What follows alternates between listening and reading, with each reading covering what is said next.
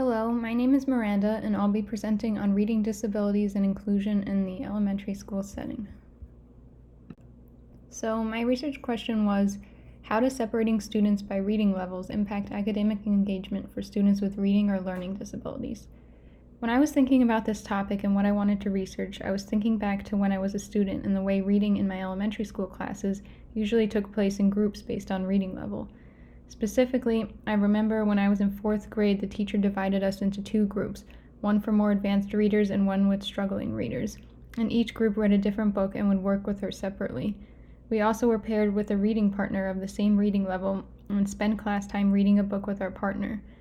I thought back to this specific class because I remember disliking this setup, and reflecting now, I believe the segregation impacted my academic engagement and interest in reading by influencing who I got to read with and what I got to read, and by making me feel pressured to read well since I was placed in the advanced reading group and I knew it.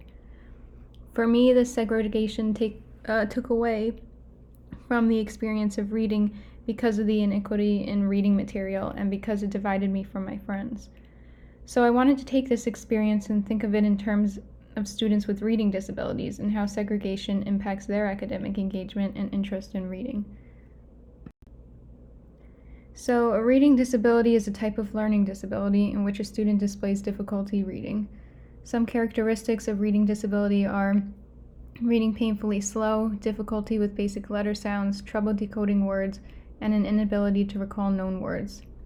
Researchers have identified 3 types of developmental learning disabilities, which are depicted in this chart here. So there's a phonological deficit, which implicates a core problem in the phonological processing system of oral language. There's a processing speed orthographic processing deficit, which affects speed and accuracy of printed word recognition. And then there's comprehension deficit, often coinciding with the first 2 types of problems, but specifically found in children with social linguistic disabilities. Vocabulary weakness, generalized language learning disorders, and learning difficulties that affect abstract reasoning and logical thinking. In the chart, you can see how they're 3 distinct things, but they can sometimes overlap too. So, when it comes to teaching reading in the elementary school setting, reading often takes place in groups, and material is usually given based on reading level and interests.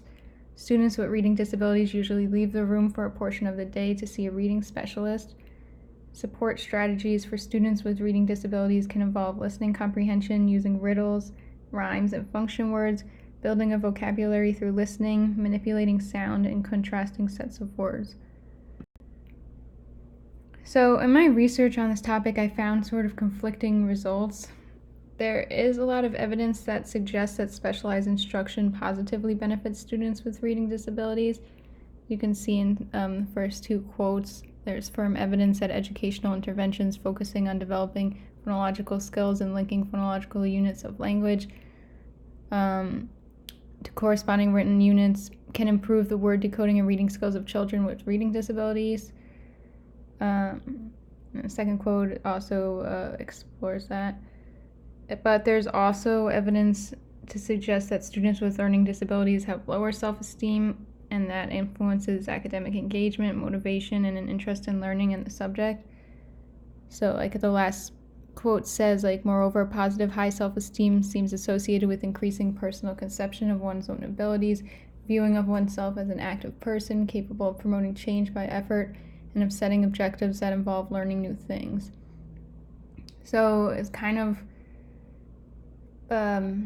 it's hard to figure out what the best solution is, because it seems like having that segregation and the differences in reading, how kids are given the material, different reading levels, does help improve reading among students with reading disabilities.